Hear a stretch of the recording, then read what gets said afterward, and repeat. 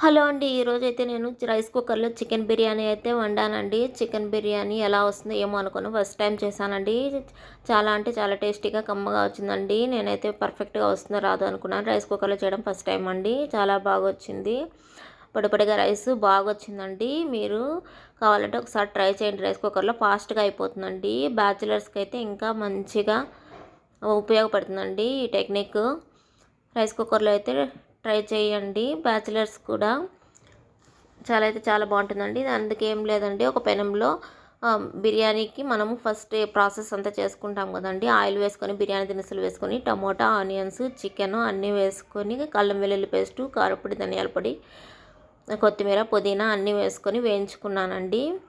పెనంలో ఆయిల్లో బాగా పేస్ట్ లాగా వేయించుకున్నాక తర్వాత రైస్ కుక్కర్లో వేసి వేసానండి. వాటర్ అయితే 1.5 గ్లాస్కి 3 గ్లాసుల వాటర్ అయితే వేసానండి. తర్వాత ఒక 15 నిమిషాల్లో అయితే 20 మినిట్స్లో అయితే రైస్ అయితే బిర్యానీ అయితే కుక్ అయిపోయిందండి. ఈ విధంగా వచ్చింది ఫైనల్గా. చాలా అంటే చాలా టేస్టీగా, చాలా కమ్మగా వచ్చిందండి. పీసెస్ కూడా చాలా బాగా ఉడకాయండి, మెత్తగా ఉడకాయి. చాలా అంటే చాలా టేస్టీగా ఉండి, బ్యాచిలర్స్ ఖచ్చితంగా ట్రై చేయండి. మీకు చాలా ఈజీగా ఉంటుందండి ఇలా రైస్ కుక్కర్లో చేయడము. ఓకేనా అండి?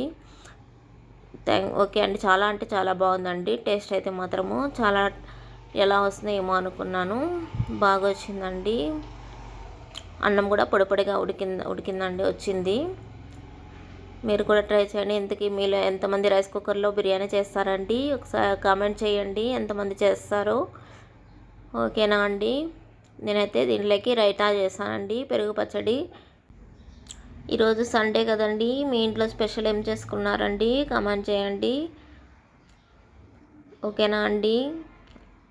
టేస్ట్ అయితే సూపర్గా ఉందండి. సూపర్ అంటే సూపర్ అండి, చాలా బాగుంది.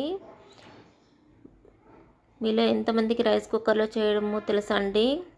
నేనైతే ఫస్ట్ టైం చేశాను. సూపర్గా వచ్చిందండి. ఓకే అండి, థ్యాంక్ యూ, బాయ్.